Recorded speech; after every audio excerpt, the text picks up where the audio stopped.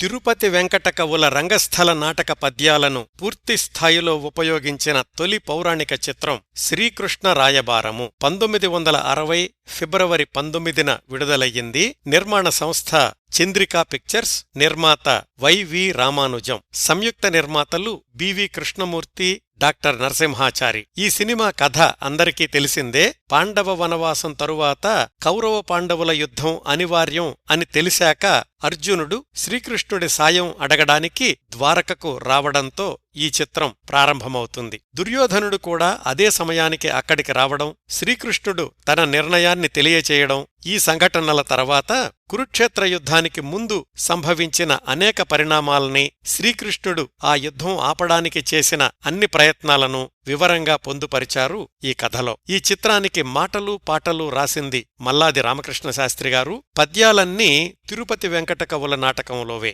4 పాటలతో పాటు పద్యాలు అన్నీ కలిపి మొత్తం 84 సంగీత ఖండికలున్నాయి ఈ చిత్రంలో. ఇంత పెద్ద సంఖ్యలో పద్యాలున్న ఏకైక తెలుగు చిత్రం కూడా ఇదే అయ్యుండొచ్చు.